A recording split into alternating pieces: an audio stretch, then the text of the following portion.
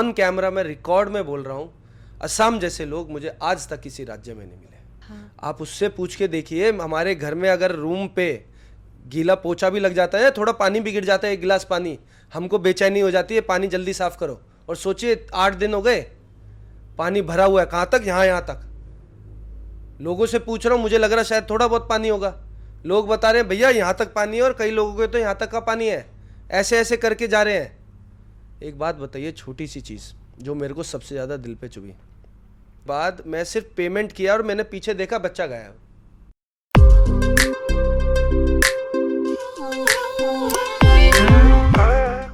নমস্কাৰ, মই সুপ্ৰীতি গাৰ্গ। আপোনালোকে চাই আছে আমাৰ অনুষ্ঠান জীৱন এসুকীয়া বাৰ্তা।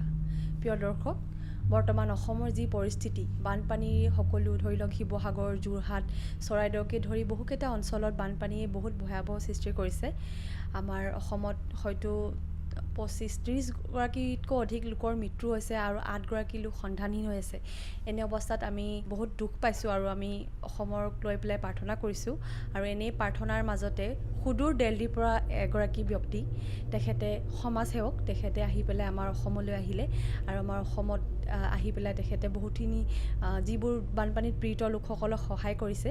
আৰু তেনে এজন ব্যক্তিৰ লগত আমি আজি কথা পাতিম। আৰু যিহেতু তেখেত বাহিৰৰ পৰা আহিছে, তেখেতে অসমীয়া কথা ক'ব নাজানে, গতিকে আমাৰ অনুষ্ঠানটো আজি হিন্দীতে কোৱা হ'ব। আশা কৰোঁ আপোনালোকে অনুষ্ঠানটো চাই ভাল পাব, কাৰণ তেখেত এজন সমাজসেৱক হোৱাৰ লগতো তেখেতে এণ্টি ৰেপ এৱাৰনেছৰ ওপৰত কাম কৰি আছে। আহকচোন আমাৰ অনুষ্ঠানটো শেষলৈকে চাওঁ। नमस्ते। नमस्ते सागर जी, आपको हमारे अनुष्ठान में हमारे जो शो है उस पर स्वागत है। बहुत बहुत थैंक यू आपका सुप्रीति जी। हाँ, सबसे पहले आप अपने बारे में बताइए। आप सागर से, सागर सोशल वर्कर का ये जो जर्नी है वो कब और कैसे शुरू हुआ? मैं देखो, मेरी जो काम था, जो सेवा थी, वो कभी कभार ऐसे बोला जाता है कि आपके हमेशा पिछले कर्म के हिसाब से आपको मिलता है। अगले जन्म में अगर आप सेवा कर पा रहे हो या इस जीवन में आप सेवा कर पा रहे हो, तो कहीं ना कहीं शायद वो आपके पेरेंट्स ने या दादा ने या दादी ने या किसी ने किया होगा जो आपके अंदर आता है। हाँ। और कुछ ना कुछ कभी किसी के पास ऐसा हो जाता है कि किसी के साथ ऐसा मोमेंट हो जाता है या कुछ ऐसी घटना हो जाती है, उसके बाद इंसान सोचने लगता है कि चलो भैया अब सेवा कर लेते हैं। तो मेरे साथ एक प्लस पॉइंट था कि मेरे साथ दोनों हो गए। एक तो मेरी दादी बड़ी सेवा करती थी, मतलब अभी भी है, अभी भी करती है, लेकिन वो पहले अपने उस टाइम पे बहुत करती थी जब वो जवान थी। और फिर एक इंसिडेंट ऐसा हुआ, एक बार आपने महाराष्ट्र अगर आप कभी गए होंगे, वहाँ पे शिरडी है, साईं बाबा का टेम्पल। हाँ, मैं सुना हूँ, मैं गई नहीं। गए नहीं आप? तो साईं बाबा का टेम्पल है, वहाँ पे एक छोटा सा बच्चा मेरे पास आता है और वो मेरे से कुछ नहीं बोलता, वो सीधा मेरे से आके चप्पल मांगता है, स्लीपर मांगता है। अब मैंने बोला यार ये बच्चा है, पैसा भी मांग सकता है, प्रसाद मांग सकता है, मेरे हाथ में खाना है, खाना मांग सकता है, लेकिन इसने चप्पल क्यों मांगी? तो मुझे लगता है शायद कुछ ना कुछ ये भी कोई स्कैम होगा पक्का। हाँ। लेकिन जब मैंने उसके नीचे पैर में पैर देखे उसके, तो उसके पैर का नीचे मैंने उठा के देखा तो जला हुआ था उसका पैर। तो मैंने शायद नीड हो सकती है। और उस वक्त भी मैं कितने साल का होगा, मैं होगा मुश्किल से 18-19 साल का। और 18-19 साल के में क्या पैसा कमाता तो आदमी है नहीं, 18-19 साल में पैसा था नहीं, घर वालों के साथ गया था। तो वहाँ पे जब पहुँचा तो उसने वो चीज़ बोली मेरे को चप्पल दिला दो। तो मैंने बोला कि चलो आसपास देखता हूँ, कहीं मिल जाती है स्टोर तो चला जाता हूँ, ख़रीद लेता हूँ। तो गया ख़रीदने के लिए, तो ख़रीदते ही जैसे मैंने उसको दिलाई, दिलाने के बाद मैं सिर्फ पेमेंट किया और मैंने पीछे देखा बच्चा गायब। अब मैं हैरान हो गया, मैंने बच्चा गायब 1 सेकंड में कैसे? पेमेंट मैंने 1 सेकंड में दिया, 200-300 की चप्पल आई होगी, दिया और बच्चा गायब। फिर मुझे लगा कि कहीं ना कहीं भगवान या परमात्मा मेरी परीक्षा ले रहा था कि तेरे पास कुछ होने के बाद भी तूने फिर भी उसकी सेवा कर दी। तो वो एक मोमेंट था जो मेरे को टच हुआ कि यार लोगों को करना चाहिए। तो वहाँ से मैं सागर कुमार सोशल वर्कर बना। फिर धीरे धीरे सोशल मीडिया के माध्यम से हर जगह फिर मैंने बोला कि यार चलो प्रचार करते हैं एक अच्छी चीज़ का, एक सेवा का प्रचार करते हैं। क्योंकि आज के समय में कलयुग ऐसा समय चल रहा है हमारे भारत देश में, मतलब पूरी पृथ्वी पर, कि इस समय अगर आप एक अच्छाई को प्रचार नहीं दोगे, एक पॉजिटिविटी को प्रचार नहीं दोगे, उसको प्रमोशन नहीं करोगे, तो मुझे नहीं लगता कि आने वाली जनरेशन कुछ सीख पाएगी। कौन सी साल की बात है वो? ये होगी, अब लगा लो आप अंदाज़ा, आप 2026 चल रहा है, 2014 या 15 के आसपास का होगा। तब से अब अभी तब से मैं कंटिन्यूसली सेवा। और आपने जो बोला पॉजिटिव इन्फ्लुएंस के बारे में बोले, अभी जो आसाम का जो स्थिति है वहाँ पर मतलब पॉजिटिव इन्फ्लुएंस बहुत हो रहा है, मतलब कोई किसी का मदद कर रहा है तो उसको देखकर कोई फिर आगे आ रहा है। तो आपने भी इतनी दूर से दिल्ली से यहाँ आसाम पे आए, आपको क्या लगा, किस वजह से आपने आसाम के आने के लिए जो सोचा? आजकल ये सोशल मीडिया का ज़माना है जहाँ पर जब तक हम किसी चीज़ को दिखाते नहीं हैं, देखो असम की इतनी बुरी हालत है, हाँ, सब जानते हैं, लेकिन कुछ ऐसे लोगों ने वो वीडियो डाली और इंस्टाग्राम पर, सोशल मीडिया पर उसको वो थोड़ा सा वायरल हो गई, तो उसी के माध्यम से मुझे पता लगा। नहीं तो मैं असम में रहता नहीं हूँ, मैं कभी आया नहीं हूँ, तो मुझे कैसे पता लगेगा कि दूसरे स्टेट में क्या हो रहा है, दूसरे राज्य में क्या हो रहा है। मुझे ये नहीं पता होता कि घर के बगल में क्या हो रहा है, तो मुझे दूसरे राज्य का कैसा पता लगेगा। तो जब पता लगा तो मैं तो धन्यवाद करना चाहूँगा हमारे असम की जनता का कि कई लोग जो असम में रहते हुए लोगों ने ये वीडियो बनाई। और मैं अभी भी कहना चाहूँगा इस शो के माध्यम से कि असम में जो हालत है, सब लोग आके सेवा के साथ साथ लोगों, जितने भी लोग हैं वो सोशल मीडिया पे डालें और इसके ऊपर बात करें कि इनकी मदद होनी चाहिए। आपका पहला क्या मतलब, इतना दूर है असम से तो बहुत दूर है, तो कोई मतलब इतना साहस भी नहीं करता है कि दूसरा राज्य है, पता नहीं वहाँ का इंसान भी कैसा होगा, बस परिस्थिति भी कैसा होगा, क्योंकि न्यूज़ में तो दिखा रहा है बानपानी है। तो आपको कैसे साहस मिला कि आप इतना दूर से अकेले आके आप? अब कहते हैं ना कि जब आप कोई एक अच्छा काम करने जाते हो तो भगवान भी आपका साथ देता है, तो वही उसी उम्मीद से आया था। देखो मैं पहली बार आ रहा हूँ, इसके माध्यम से आपसे भी मिल लिया, हाँ। आपके कई दोस्तों से मिल लिया, आपके कई वॉलेंटियर से मिल गया, आपने भी सेवा करी है, तो इसी माध्यम से वो भगवान का रास्ता है।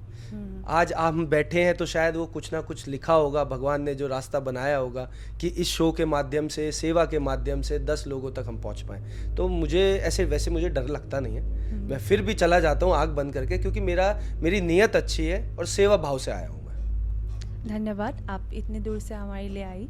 और आसाम पे आके आपको कैसा लगा, मतलब लोगों से मिल के, या जो लोगों बानपानी में जो पीड़ित है उन लोगों को मिल के आपको कैसा इमोशन फील हुआ या कुछ? मैं सबसे पहली बात शुरुआत करूँगा जब मैं एयरपोर्ट पे उतरा, वहाँ से शुरुआत करता हूँ। हाँ।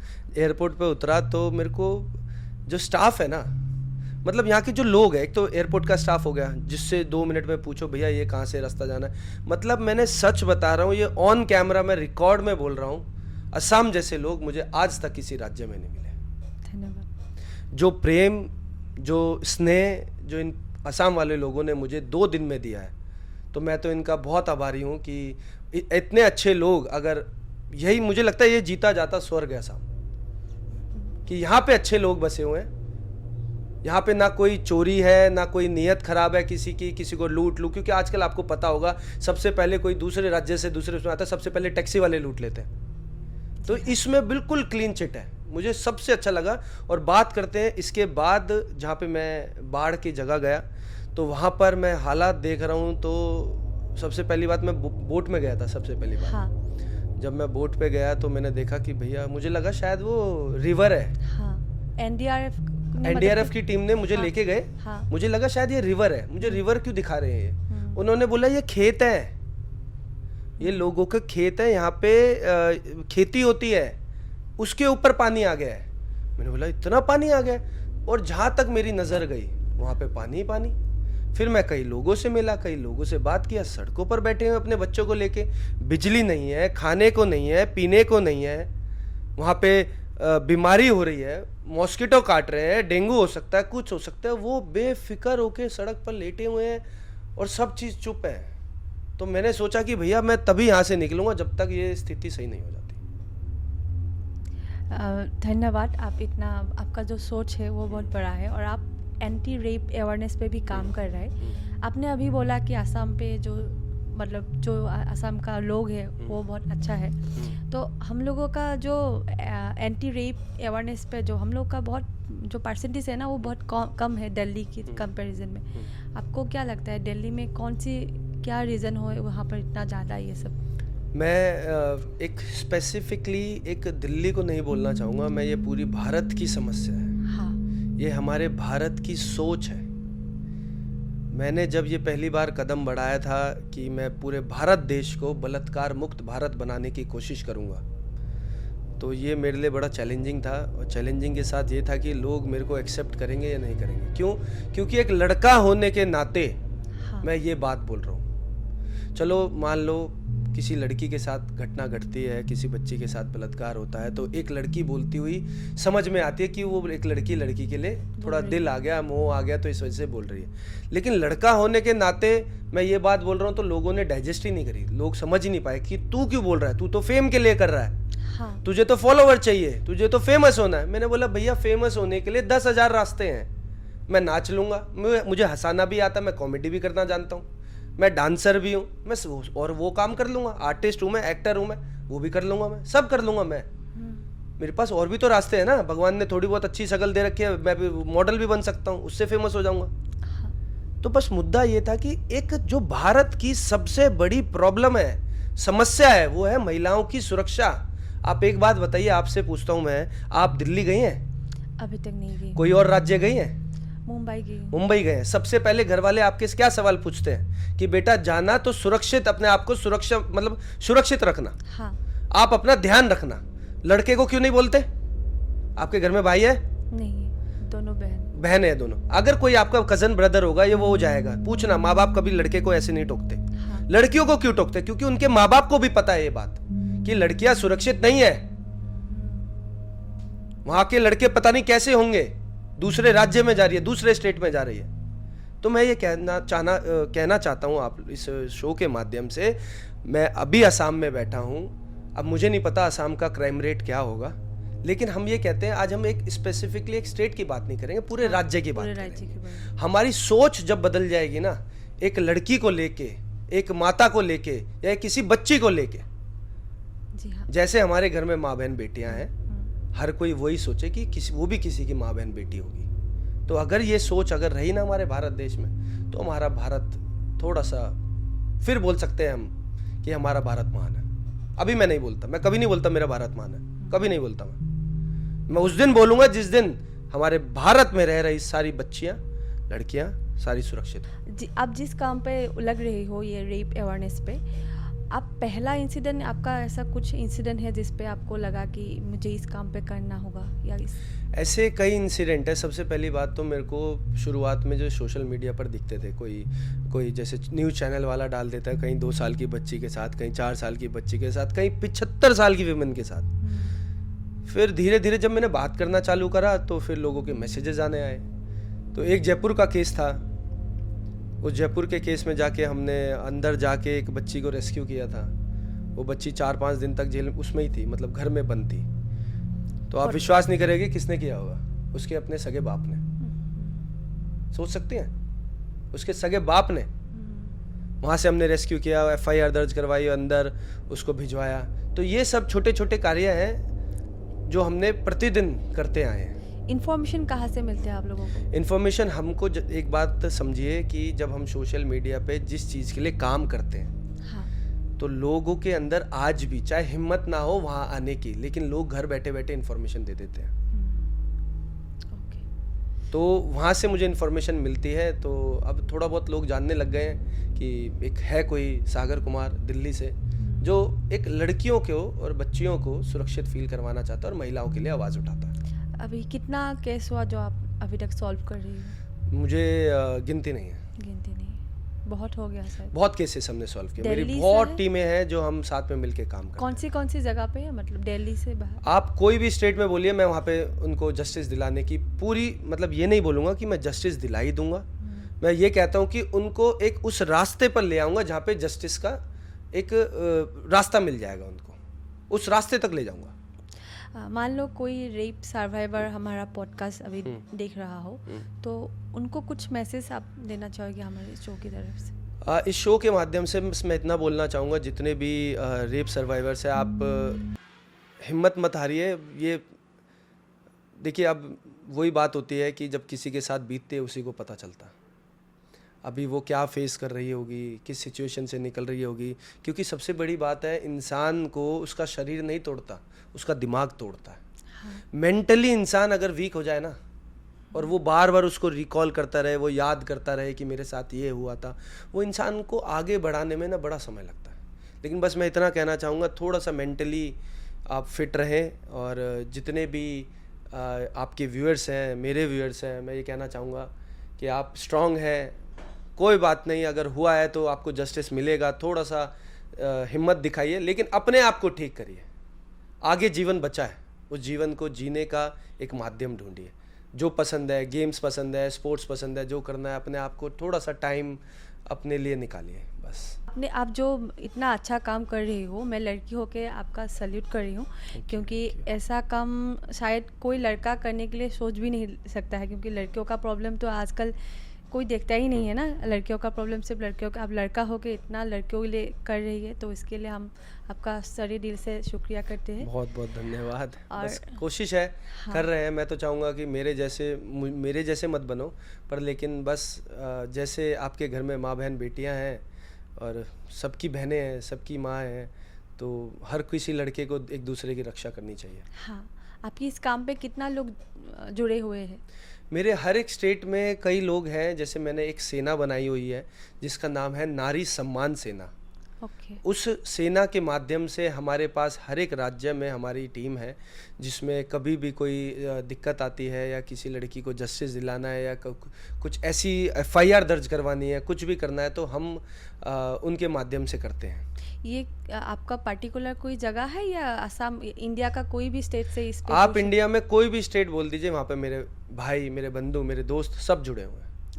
इससे जुड़ने के लिए कुछ करना पड़ेगा? मतलब इससे जुड़ने के लिए बस यही है कि एक हमारा सोशल मीडिया पे प्लेटफॉर्म है, और उस पे वहाँ पे मैसेज करके आप अपनी स्टेट बता सकती हैं। फिर जितने भी वहाँ पे लोग हैं, आप उनसे मिल के उनसे कोऑर्डिनेट कर सकती हैं। शायद पकड़ लीजिए हमारी कुछ जगह पर असम पे कुछ प्रॉब्लम हो गया, आपको कैसे कांटेक्ट करें? मेरे को कांटेक्ट करने के लिए वो पेज है सोशल मीडिया। आजकल तो सोशल मीडिया का ज़माना है। अब सोशल मीडिया पे आप आओगे तो सबसे बड़ी अच्छी बात ये समझिए कि मेरे पास ना कोई मेरा मैनेजर है ना कोई है, मैं सबका रिप्लाई अपने आप देता हूँ। सुबह से शाम तक काम करता हूँ, रात में सेवा करता हूँ। सेवा करने के बाद उन लोगों के मैसेजेस चेक करता हूँ, किनका क्या मैसेजेस आया है, कि किसको क्या दिक्कत है, ये सारी चीज़ें मैं करता हूँ। सोचिए अकेला होकर मैं कितना कर रहा होगा। फिर मेरे पास तो फैमिली का भी समय नहीं है कि मैं फैमिली को भी टाइम दे पाऊँ।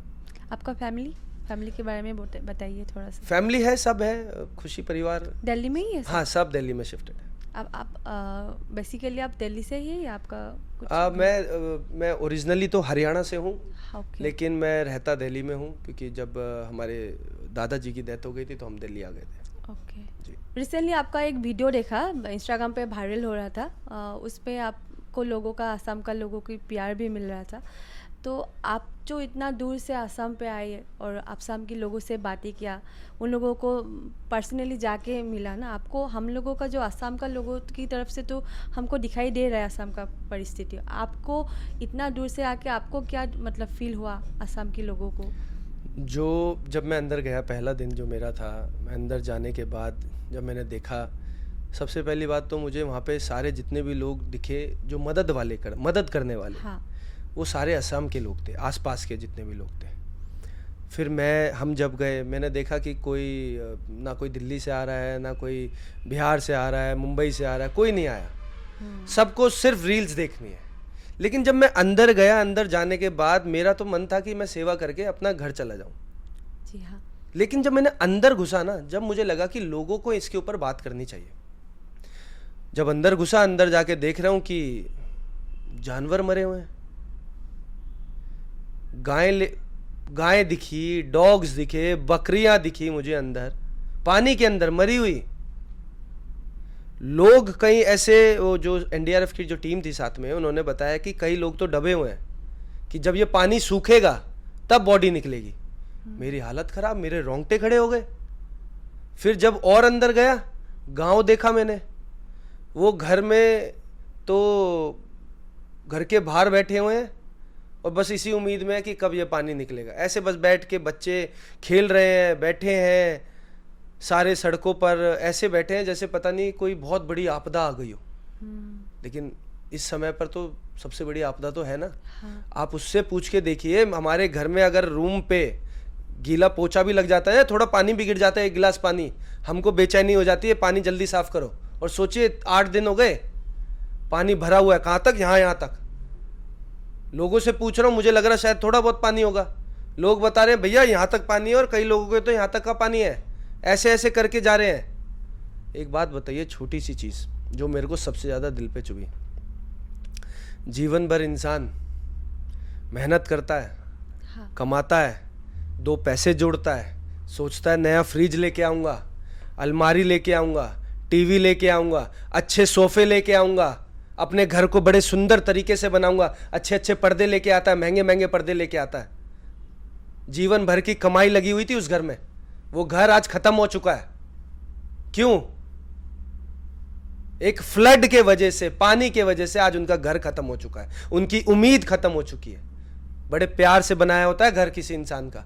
तो यही मैं बोलना चाहता हूं, जितनी भी भारत की जनता अगर ये व्लॉग देख रही है, ये वीडियो देख रही है, ये पॉडकास्ट देख रही है, मैं आप लोगों से हाथ जोड़ के निवेदन करता हूं, इसके ऊपर बात करो प्लीज।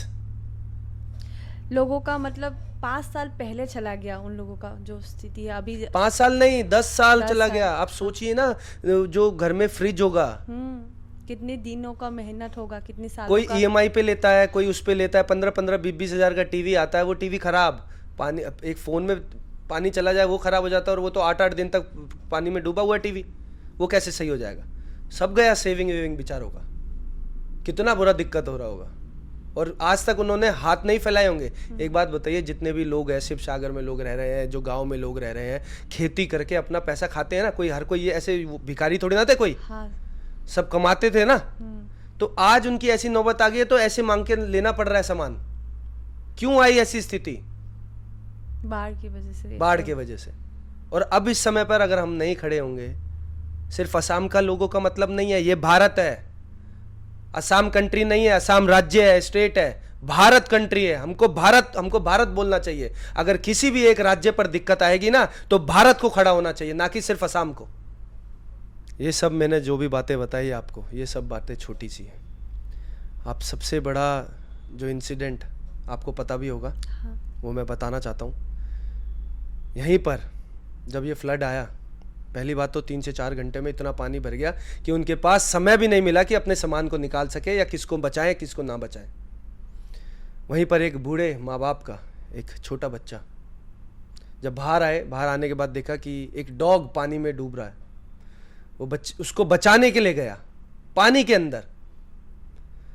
जब पानी के अंदर गया बचाने के लिए, तो वो 5 फुट 6 फुट तक तो पानी आ रखा था। तो जब वो बचाने गया तो डॉग बच गया, लेकिन वो बच्चा नहीं बच पाया। सोच कर देखिए उस माँ बाप पर आज क्या बीत रही है। आके आसाम का लोगों का जो प्रॉब्लम है, आपने दिल से उनको सुना, दिल से आपने देखा, और आपने उन लोगों को मदद करने के लिए भी बहुत कोशिश किया, आज तक अभी भी कर रही थी। और आगे कितने दिन तक आप रुकने वाले हो यहाँ पे? अभी मैंने दिल्ली से कई और मेरे भाई हैं जो आ रहे हैं, तो मेरे को वैसे जाना था आज, लेकिन जब पता लगा कि कोई और लोग भी, अच्छे लोग और भी आ रहे हैं, तो मुझे लगा कि मुझे उनको, एक मेरा कर्तव्य बनता है कि मैं उनको भी वहाँ पे ले जाऊँ, वो भी लोग बात कर सकें। क्योंकि आज ये समय जो ऐसा चल रहा है, तो मुझे लगता है कि पूरे भारत को साथ में खड़ा होकर असम की मदद करनी चाहिए। इसलिए मैं अभी 2 से 3 दिन का मेरा टारगेट है, देखते हैं अभी कितने दिन। शायद अगर मुझे लगेगा तो मैं, मतलब स्थिति धीरे धीरे बेटर होती जा रही है, क्योंकि पानी जब तक सूखता रहेगा, बस भगवान से ये प्रे है कि बारिश ना रहे।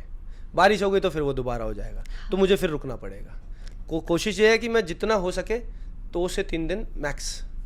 आप पहली है जो बाहर से आई है, हम लोगों को मतलब अभी तक जितना पता चल रहा है, अभी तो आने वाला है, पर आप पहला इंसान है जो यहाँ पर आया हमारे लिए मदद करने के लिए। वो तो शुक्र है कि वो एक रील आ गई मेरे सामने। हाँ। रील आने के बाद मैंने जब देखा कि ये सच्ची घटना है या नहीं है। तो वैसे आपको ये भी पता होगा, असम में हर साल बाढ़ आती है, लेकिन एक सबसे बड़ी जो मुझे टच लगा, दिल को जो छुआ, वो था कि जिस जगह अभी बाढ़ आई हुई है, कभी भी नहीं, यहाँ पे बाढ़ आज तक नहीं आई थी।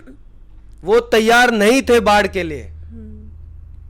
पता भी जो नहीं लगा। इंसान बाढ़ के लिए तैयार होता है ना, जिसको पता है यहाँ पे हर बार पानी आता है, हर बार भरता है, वो लोग तैयार होते हैं। हाँ। जैसे महाराष्ट्र हो गया, सबको पता है बारिश बहुत ज्यादा आती है, तो वो तैयार रहते हैं लोग। लेकिन उन लोगों का क्या कसूर, उन लोगों की क्या गलती, जिसको पता ही नहीं था कि एकदम से पानी इतना आ जाएगा। पहले तो लोगों को लगा कि थोड़ा सा आएगा, इसलिए इतना मतलब जल्दबाजी नहीं किया। उसके बाद जब बाढ़ थोड़ा ज़्यादा करके आ गया ना, तब किसी को भागने का भी मतलब टाइम नहीं मैंने मिला। यही बात अभी आपको बोली थी। ये तो मैं मेरे शब्द नहीं है ये। हाँ। मैंने अंदर जाके लोगों से पूछा है, वो लोगों ने ये जवाब दिया है कि भैया हमारे पास इतना भी समय नहीं था कि हम अपना सामान बाहर निकाल लें या अपनी रक्षा खुद करें, कैसे करें, हम भागें, इतना भी समय उनको नहीं मिला कि हम अपना बचाव कैसे करें। सड़कों पर तो अभी दिख रहे हैं आपको, ये पानी तो सड़क पर भी था, ये बेचारे पानी में ही थे। वो तो भगवान ने थोड़ी सी रहम दिखाई, थोड़ा सा कुछ हुआ तो जाके ये सड़क पे से थोड़ा पानी गया, तो जब जाके ये सड़क पर रह रहे हैं, नहीं तो ये पानी में ही थे। आप पहले दिन की न्यूज़ उठा के देखना, पहले दिन अगर असम में जो उस वक्त पे मदद कर रहा होगा ना, उस वक्त देखना सारी उठा के, ये पानी में ही थे। खुद भी गई थी। हम लोगों का एक फाउंडेशन था, जीवन फाउंडेशन, हम लोग का जो शो है उसके नाम पे बेस था। हम लोगों ने पहले दिन से गई थी, तो हम लोगों का पूरा टीम को पता था मतलब कैसा कैसा, मतलब हम लोग का कार भी फंस गया था, नाव भी फंस गया था, ऐसा प्रॉब्लम हुआ था। फिर हम दोनों ने थोड़ा सा गैप लिया 1-2 दिन, उसके बाद कंटिन्यू कर रही है उसके अभी। बाद कंटिन्यू। ठीक है, आपका बहुत बहुत शुक्रिया, आपसे बात करके बहुत अच्छा लगा। और हमारा जो अनुष्ठान है उसका नाम जीवन है। तो आपके अनुसार जीवन का अर्थ अगर मैं पूछूं तो आप क्या बोलोगे? जीवन का अर्थ है खाना, पानी, परिवार। सिर्फ जो भगवान ने दिया है, ये जितना भी हम सब देख रहे हैं, पैसा, बड़ी गाड़ी, बड़ा घर, ये तो इंसान ने बनाया है। जीवन देने वाला कौन है? भगवान। और भगवान ने क्या दिया है? एक परिवार, खाने को खाना, पीने को पानी, सांस लेने के लिए हवा। बस इसी को जीवन माने, इससे आगे किसी को जीवन ना माने। पर आज के समय में जीवन माना जा रहा है पैसे को। तो मेरा सिर्फ ये कहना है आपके इस पॉडकास्ट के माध्यम से, और आपकी जो फाउंडेशन है, ये आपको विश्वास भी नहीं होगा, इस फाउंडेशन को मैं पहले से भी जानता था। मैंने आपका जो डे 1 से, जो आपकी शायद ये जो वीडियोस मैंने देखी है ना, आप ही की पेज पे देखी होंगी। हाँ, पहला वीडियो। क्योंकि मुझे पता है जो आज हम बैठे हैं इस पे, कि फर्स्ट डे से आप लोगों ने बहुत मेहनत करी है। धन्यवाद। हम लोग मतलब बहुत कोशिश कर रहे हैं, लोगों का जो प्रॉब्लम है कोई निकल के नहीं आ रहा था। तो हम लोगों ने जब गया तो अभी इन्फ्लुएंस भी हुआ, बहुत सारा लोग आए, और इतना हुआ मतलब असम को लोगों को इतना लोग मदद कर रहा है ना, मतलब असम का लोग भी बहुत आश्चर्यित हो गया है कि आप लोग इतना बाहर से आ रही हो। खुद असम का लोग, गवर्नमेंट, सब लोग, NDRF, सब लोग असम के लोगों का आपको मदद कर रहे हैं। छोटी एक बात और ज़रूर बताना चाहूँगा। मैं कल गया, जब एक छोटा सा इंसिडेंट है। जब मैं वहाँ पे गया तो बहुत ज़्यादा पानी भरा हुआ था।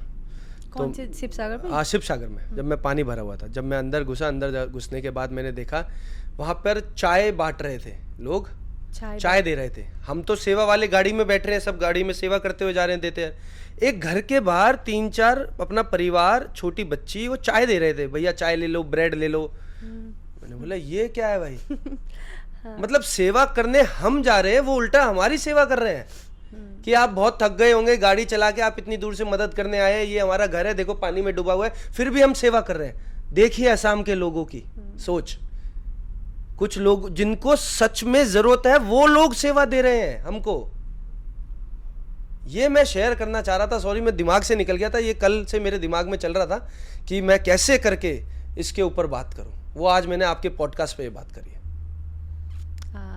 सच में क्या ही बोलूं मैं, मतलब लोगों को भी विश्वास नहीं हो रहा है कि आप लोग भी या कोई भी इंसान इतना प्रॉब्लम झेल के आ रहा है।